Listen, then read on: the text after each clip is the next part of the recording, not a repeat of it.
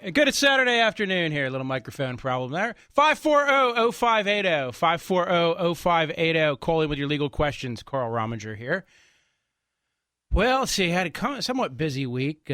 First half of the week dedicated to representing clients, and the second half dedicated to learning how to represent them better. I spent Wednesday afternoon actually teaching a class on trial advocacy, but of course that forces you to evaluate how you do things. It makes you a little better. But more importantly, Thursday and Friday was the Association of Criminal Defense Lawyers for Pennsylvania's annual Harrisburg Conference. Little death penalty work. Most interestingly in the updates, and I think some of you will find this interesting, there is a U.S. Supreme Court case that came out in April called Padilla. Not the Padilla you think of involved with 9/11 type stuff, but Mr. Padilla was a permanent resident alien who I believe had served in the U.S. Armed Forces during Vietnam, which made him a vet, although not a U.S. citizen. And he got tangled up in a marijuana charge. And his lawyer told him, well, they can't deport you if you plead guilty to this because, it's a good deal, plead guilty. You've been here forever. You're a veteran. You're not going to get deported. Well, guess what happened? The immigration people moved to deport him. He got some new attorneys, and his attorneys said, wait a minute, shouldn't the criminal defense attorney have at least a basic working knowledge of immigration law sufficient to tell a guy who's a vet and been here for 40 years and served the country, even though he's technically not a citizen, that he's subjected himself to certain deportation by pleading guilty. And remember, a lot of times people plead guilty even if they didn't do what's alleged, simply to avoid the time and expense of a trial, or because, quite frankly, between either an overzealous prosecutor or a lying set of witnesses, that doesn't seem likely that their innocence could be vindicated. So we lawyers, criminal defense lawyers, are now charged by the U.S. Supreme Court as a matter of Sixth Amendment right to counsel to adequately advise our immigrant clients who are here legally. So it's not a legal or illegal immigration issue, but it's the largest change in the Sixth Amendment since probably the 60s and 70s. So very interesting stuff. 540-0580. Call in with your legal questions, 540-0580. And, of course, don't forget to stop by weekendappointment.com. Fred, you're on WHP 580. Hello, Carl. Yes. Yes. My wife and I have rental apartments, right? And sometimes my renters will write me a predated check. Okay. Then the funds are not there, on the first of the month or whatever. What do I have to do to get that money? Well, first of all, you got to sue them, right? But the other thing you can do is take a bad check charge against them as well.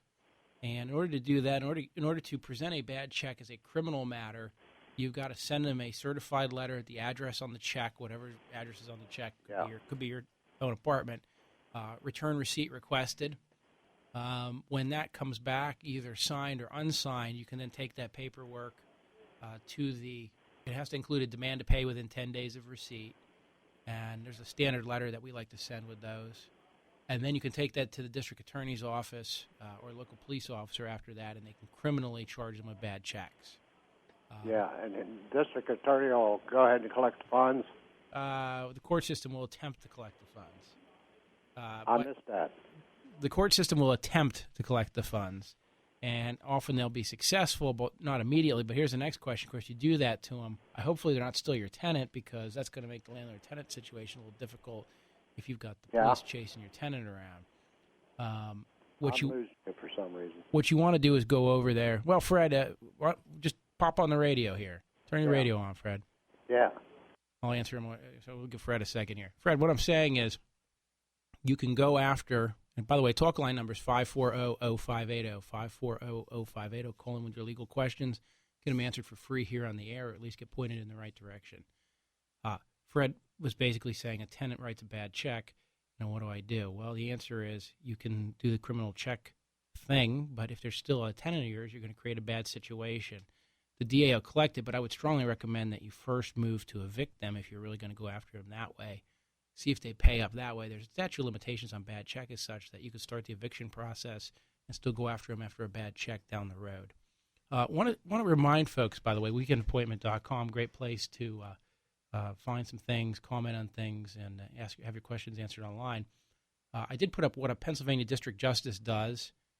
I had the opportunity to go up and help pick a district justice potentially who might be appointed by the governor. So I and a couple other lawyers were asked by the Republican committee in a local county to, advise them on some things. So I had to write up a ditty, so I thought I'd share that with you. So it's on weekendappointment.com. Also, a lot of people aren't aware of this, so I did put something else up, and it's the headline right now on the front: expungement of old criminal charges. If you have an old misdemeanor or felony you were convicted of, as you know from listening to the show in the past, you probably are not entitled to an expungement.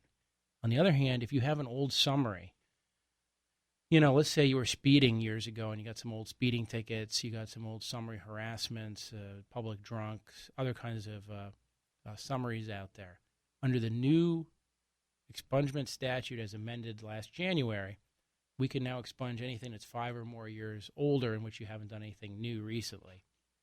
So if you've got 5 years of a clean record, no new summaries, no new arrests or prosecutions, we can clean those up and remove them from your record so that when you get pulled over by the police, they don't see that you had, 2 summary harassments 20 years ago. More importantly, as you know also from listening to the show, we can pull all this up on the web dockets these days online. So this will also keep your friends and neighbors and Facebook friends from finding this stuff. So if you're interested, just go to weekendappointment.com. You can contact me from there. We can clean up those old summaries.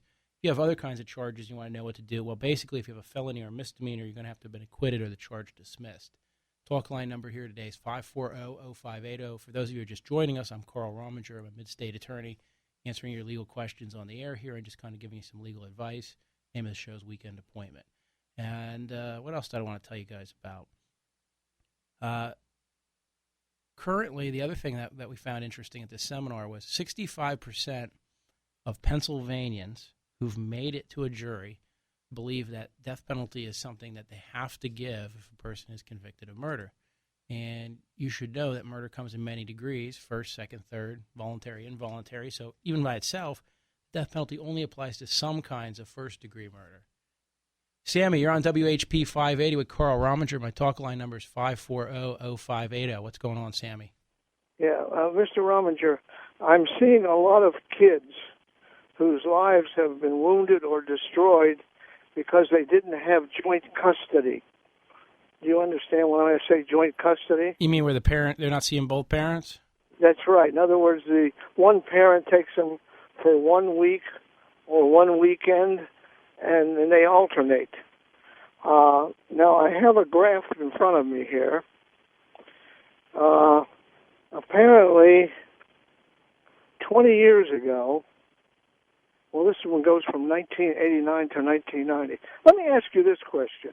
In Cumberland County, what percentage of the cases are awarded joint custody? Well, most, and when you say joint custody, I'm confused. Do you mean that both parents have some physical custody, or you mean equally shared? Well, they're equally shared. What I'm thinking about when I say joint custody, I know there are a lot of different variations. I'm thinking about one where the parent has the children 1 week, and the next week the other parent. I would say about half of the case. Well, see, there's two variables here. If both parents live within 20 miles of each other, I would say majority of the cases are now these days joint custody, week on, week off, or a schedule that works for the parents, 3-4, 3-4, something along those lines.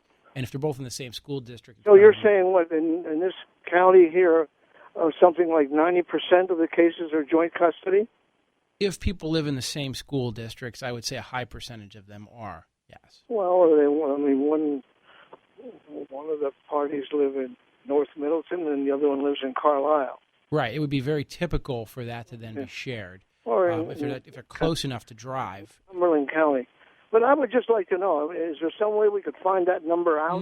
There probably is a statistical summary you can get on that, and I don't know if the Supreme Court's collecting that data right now or not, or if the court's been keeping track of that. Because I know in the past, you lawyers used to like to get the parties fighting with each other. That way you would get a bigger fee, or am I being too cynical? Yeah, you're being cynical because the reality is people fight over the kids and hire lawyers like crazy even when they don't need to. Well, you should make this a state law that we have joint custody. That would solve a lot of the problems. Sammy, there is a proposal I know that in out every there. case you can't have joint custody. but I would say at least 90% of them should be joint custody. I've seen the results of joint custody. I got to go to break here, Sammy, but I agree with you, and there is a proposal out there. I recommend people go on the internet and look it up. You can also find some posts about it on weekendappointment.com.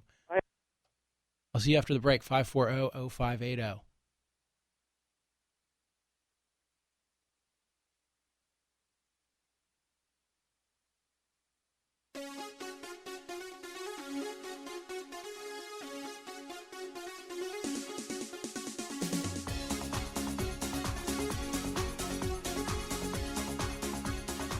Five 540-0580. That's the talk line number. Call in, get your legal questions answered. I'm Carl Rominger. I'm an attorney here in the Mid-State if you're just joining us.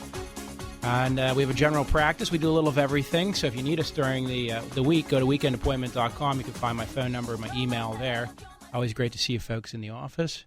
And, of course, we answer your questions here on the air. So call 540-0580 like Dave did. Dave, what's your question? Hello, Carl. How are you today? Good, man. What's going on?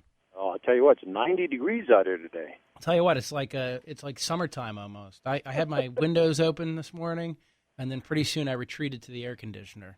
Good for you. I'm out here. Anyhow, Carl, I'm out here in the Mechanicsburg area. I work for a local printing company. We've been out here.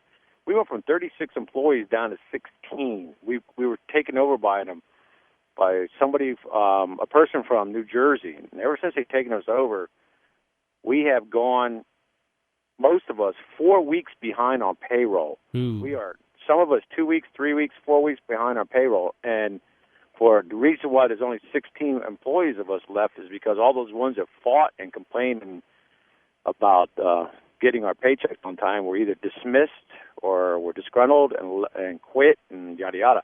And all those ones that did leave, it took forever for them to get their pays. And all the 16 of us that are still here, we don't know what our legal rights are because we've already contacted the Attorney General's office, and anybody that mentions your name, bang, we lose our jobs. Right. I don't know what our legal rights are. Like I said, I'm still 4 weeks behind. Well, the short answer is there's a right to be paid promptly, and statutorily they have to do that. Failure to pay on a timely fashion would create a necessitous reason to leave your employment, and if you make a demand of the employer that they pay you on time and they or catch you up and they don't, I think you're fine to quit your job and file for unemployment. That's always dicey when you do, though, of course. But theoretically, that creates a reason for that. But yeah, you have a statutory right to sue them. Now, here's the next problem. If you sue them, it sounds like they don't have money. Money's a problem, right? So if you sue them and they fire you, I mean, maybe eventually they catch you up, and of course you're entitled to statutory damages and attorney's fees, and technically they could get in criminal trouble with the Attorney General's office at some point. But long and short of it is they could also go into some form of bankruptcy, and then your wages are, priority, but part of the bankruptcy. So that's the funny thing about it, Carl, is that where we all think that they don't have money because we're not being paid on time. However, they continue to advertise and buy other small printing companies in the New Jersey, New York area, and buying newer equipment. They're buying newer equipment. However, all of us are still, it's been over a year now that we're still 2, 3, 4 weeks behind on payroll. So we're finding a hard time believing that they don't have the money. Right. Yeah, that's strange. And maybe they're trying to shake people. That's what it seems like. But you think they have money? Well, it's kind of, like I said, it's kind of hard to believe as they continue buying new equipment and buying other locations, New Jersey, New York area. And however, the remaining 16 of those employees that this printing company in Mechanicsburg has been in operation since 1970, and they've taken it over in the past 6 years. However, we don't know what to do. We just don't, we're just like we all lost our credibility with our banks. We dropped our bank. We had payrolls. They're bounced 6, 7, 8 weeks at a time. We've had our electricities turned off, our cell phones turned off, bills that we just can't pay. So now we're at their mercy. And of course, the job market being like it is, it's not like I could just tell you to walk out the door and find a new place to work either. Exactly, especially in the printing industry. Dave, I'd be interested. I mean, off the air, if you want to come see me, and we'll sit down and talk, because there is the ability to get attorney's fees in these kinds of cases. So we'd have to figure out if they have money or not. But it's certainly something I'd be interested in talking with you more about. If you guys are thinking about maybe going after them as a group, I don't know. I don't know where you're at. I don't know what to tell you to do, except that you do have legal rights to pursue. And you guys will probably all be eligible for unemployment because you're not getting paid. In other words, whenever you leave an employer, and you leave an employer because of a necessitous reason. So if your employer's hitting you with a baseball bat, for instance, nobody's going to say, well, you quit. You don't have to tolerate that. The baseball bat's the easy one. It's all the conduct that goes all the way from the baseball bat down to, hit me with a feather until I had a rash. All right. I don't know. That's probably enough to, but if you're not getting paid, I think that's a fundamental portion of the job. Yeah. No, it's tough for all of us out here. Need to say, Carl, but like I said, the people that did try to stand up for themselves, they either let go or was forced to quit, and it took months for them to get their back pay. So right. All right. Well, Carl, Right. I appreciate it. If there's some way I can get in touch with you, can I get that off air? Yeah. Go to weekendappointment.com. You'll find my phone number and the email on there. Super. Thank you, Carl. Bye. Bye.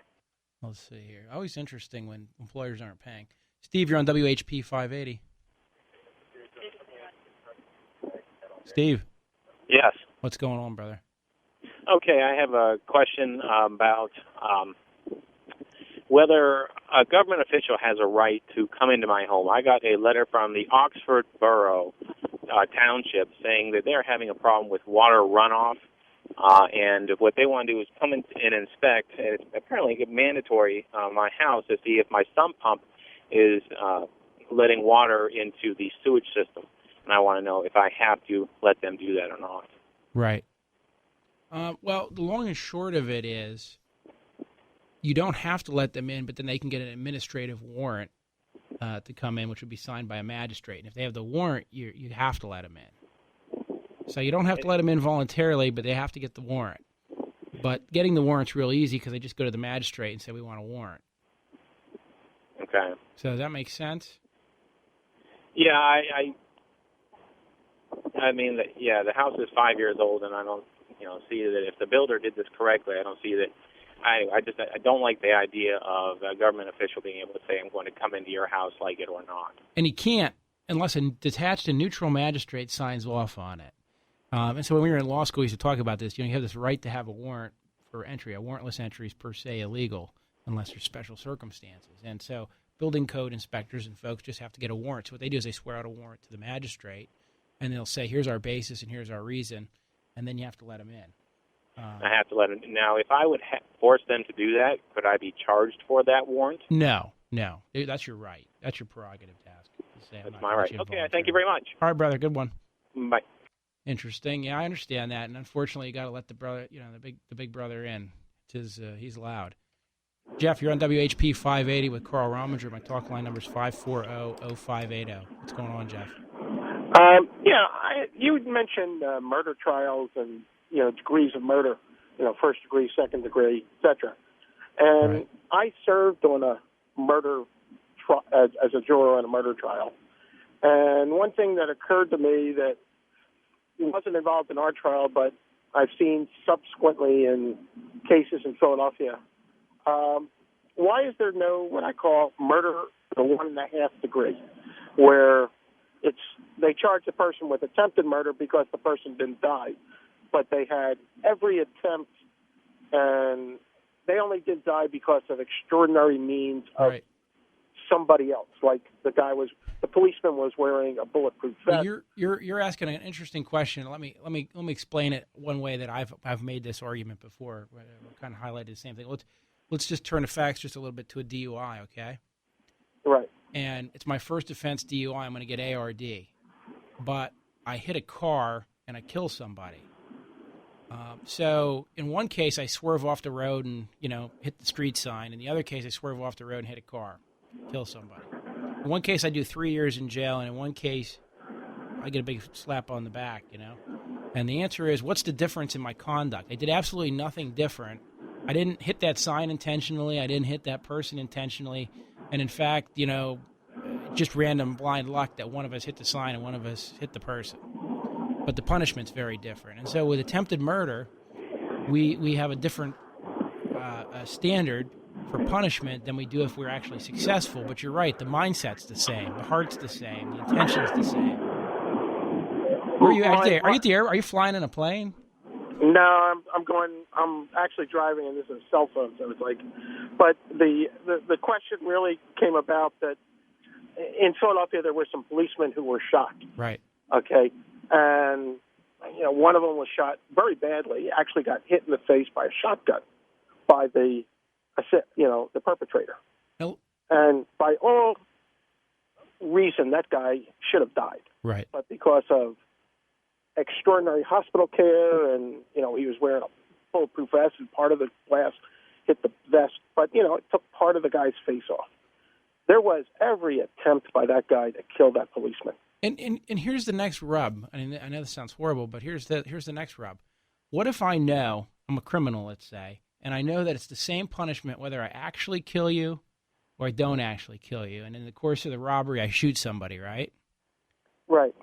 And I think I better go back and plug him 2 more times, make sure he's dead. That way he's at least not a witness.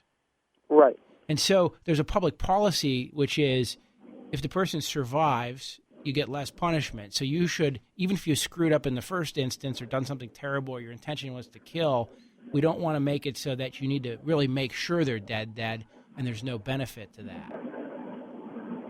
Yeah, I'm just, if you take, and especially when it comes to law enforcement, I'm saying maybe there should be a different standard that says if you are shooting at a law enforcement officer or shooting at somebody, a public official, right, and you shoot them multiple times or stuff like that, and because of a doctor, a bulletproof vest, act of God, yeah, and but then that injects a whole level of proof there too, which maybe the government doesn't want to deal with either. Which is, how do you prove that it was the medical intervention? I mean, or was it the ladies at the church praying? Which one was it? Right, and I mean it's because the murder trial I served on had was for first degree, but there was also second degree, and there was an attempt to get third degree, and one person got third. Right. It was complicated, and I remember the judge was explaining, these different degrees of murder, and Well, no, I understand exactly what you're saying, and you actually could do that. Can you hold through break for a minute? Sure. All right.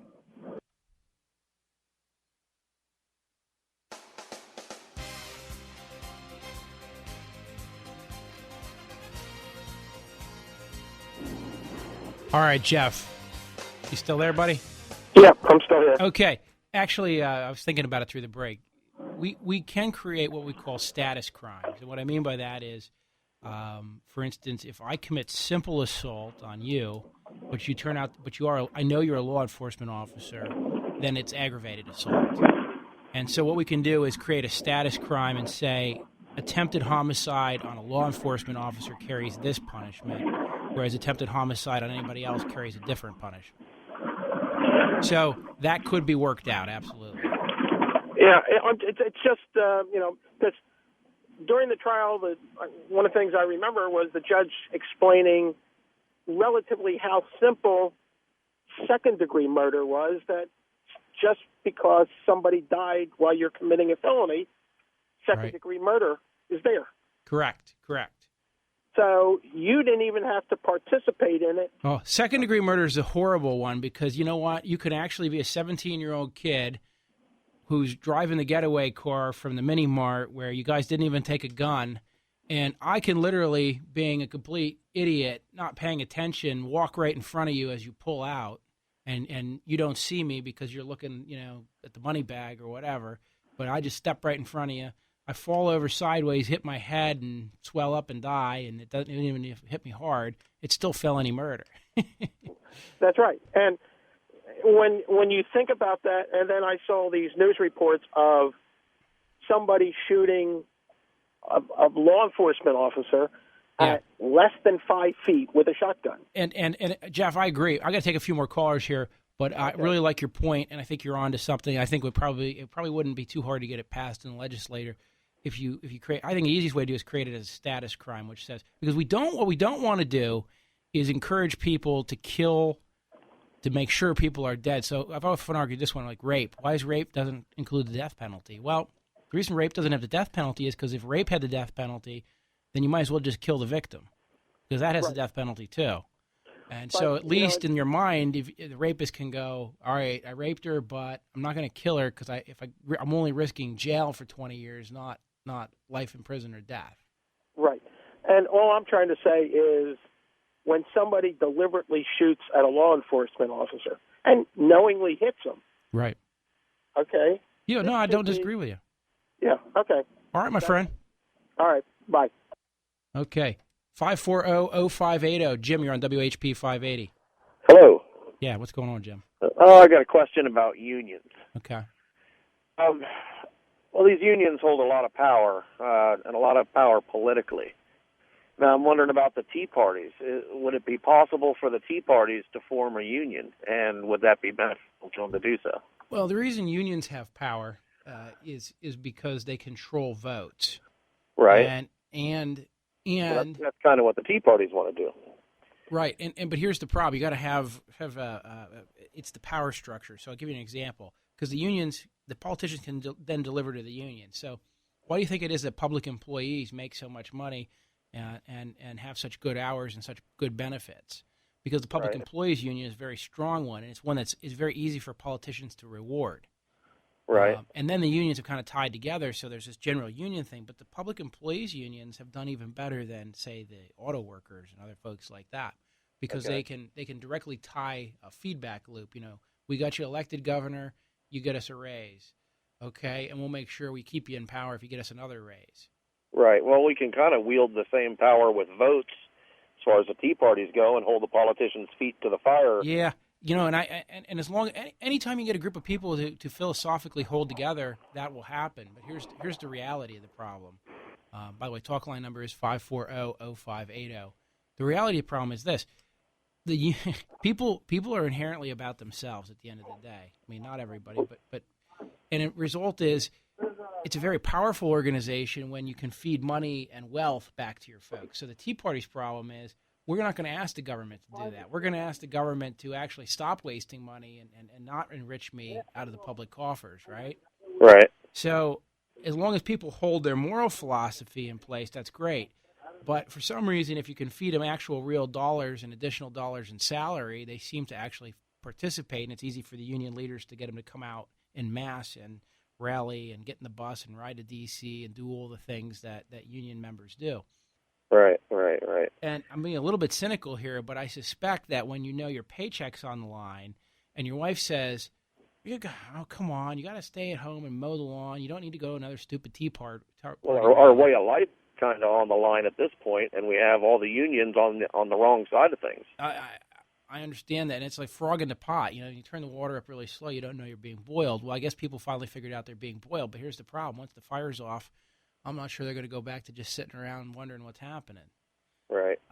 So I guess what I'm just trying to say is the power of the unions has a lot to do with the power of the purse and the direct payments that government can get. I mean, what about prevailing wage? You know, this job bids at $8 an hour, but because there's a little bit of government money involved, now you got to get $22 an hour because that's the prevailing wage. I mean, what a great way to this whole you know, rebuilding America, the roads and all this kind of stuff with the stimulus money. It's all prevailing wage jobs. Money's crazy money. I don't even see any of that work being done. I saw some signs. That's about it. Well, they're parceling it out. They're going to be putting out more of it. More of that money is going to flow in the election cycle, which is an even more cynical way they've timed it.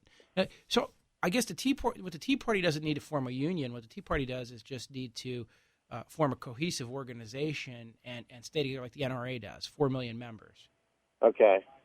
I just didn't be any advantages to doing so or not. Well, see, unions have special access. We all want to speak with the same voice. We all kind of want the same thing. And if we can agree upon a cycle of action and follow through with it. Remember something, unions have the power of law, too, which is they can go and get certified as a union, and then the employer has to deal with them as a block in a lot of states. Right, but it has nothing to do with the government or what? The government gives them that power by statute. So here in Pennsylvania, let's say you work for a township, right? Right. And there's 4 or 5 of you or 7 of you or 10 of you, and you're all road crew guys. You can go ahead and certify yourself as a union and then pick your union representative and have like one of these national unions come in and represent you, and the township's stuck with dealing with that union now. Right. And that's by law. So unions have written into and have codified a lot of statutes around the country that allow them to become the official voice of employees, which means they can suck in employees that don't even want to be part of the union. Right. Well, I didn't know if that would give us any kind of There's no advantages or anything like that. I don't see any great advantage to it, but I do see a great advantage to creating some kind of parent organization to administrate, collect some funds. And see, that's the other thing, power of the purse. The NRA goes out and beats up its membership on a routine basis for funds. Right. And the reason they do that is because money talks and something else Well, walks. I'd gladly pay a fee, to keep my freedom. Right. And that's where we're at. Yeah, and they're paying fees to take it away so they can have it, I guess. I don't know. It's just trying to figure out things we can do and things we can't do, and. Well, the biggest thing we can do is stay organized and stay interested and not forget that there's more at stake than finances at the end of the day. But you know what? The reality is, for a lot of folks, it's hard for them to stay interested in something unless there's a carrot and a stick. Right. Well, I didn't know if like a parent organization could help to keep us solidified as a one. Absolutely, you need a parent organization at some level to keep everybody in touch, coordinated. The flip side is there's a certain value to spontaneous things. I mean, when it's controlled by a parent organization and there's a professional staff, etc., sometimes that takes on a life all of its own. When it's a disorganized populist uprising, it scares the heck out of the politicians because they don't know who to go to mollify it, who to horse trade with, so to speak. Right. Well, I don't know. I just thought maybe we could use the rules and laws that they've created to attack us against them, Well, and that's the other thing, a legal wing. There are organizations out there that do protect and work on conservative legal projects, and I think they will continue to do that. Maybe it's better if people learn who they are, and maybe that's something we can do a show on sometime. Right, and even a token membership. I mean, just send in a $5 fee and maybe not necessarily go to rallies and, just to say that, hey, this union is, 6 billion strong or something might, just scare the pants off a politician to do the right thing. Oh, yeah. Well, let's wait and see what happens, my friend. I got to take a few more. I got to go to break here. Okay. 540-0580. After the break, we'll talk with Joe.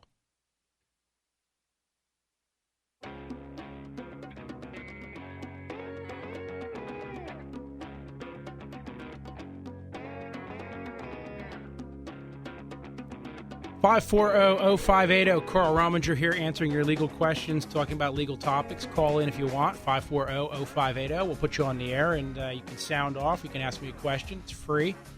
I'm an attorney. I practice here in the mid-state, and just want to remind you about those free wills. If you haven't already claimed your free will at weekendappointment.com, make sure you do it. It's free. I mean, come on now. There's no good reason not to get an update on your will. No good reason. It's not one of these cheap internet forms you download, you fill out, you type up, you screw up, and then later on your heirs scratch their heads trying to figure out what you really meant. And folks, if you've written your own will, okay, if you think you've written your own will on a piece of ditto paper or on your computer, don't do that, please. You have no idea the harm you're probably going to cause. That we have rules of how we construct wills, and even if you constructed it yourself, we make you follow the rules, which means a lot of times the things you thought you meant or things you thought you meant to accomplish don't happen. So I'll give you a great example. I want the kids to take what they want, and then I want to leave everything else to the neighbors. Guess what? You just left everything to the neighbors. Joe, you're on WHP 580. 540-0580 is my talk line number. What's going on, Joe? Good afternoon, Carl. You're a great man doing what you do for us. Well, thank you very much. I enjoy it. My question is grandparents' rights. I have read recently, in fact, I got it from my legislator, that if the parents of the children are split up, we got rights. Is that correct? Well, the short answer is even if they're not split up, you may have rights. But grandparents' rights fall in a couple different buckets. The rights of visitation are created if the child has lived with the grandparent, even with a parent present or both parents present, for 1 or more years. Of the child's life, there's a right of visitation. The other is if the parents are fundamentally unfit and they're split up or somebody's deceased. So grandparents always have standing to bring a custody action, but it has to be in the best interest of the child, and there's a preference to the parents. So to kind of put it in a nutshell, anytime the child is endangered or not being taken care of by either an intact family or an unintact set of parents, the grandparent does have the possibility of stepping in.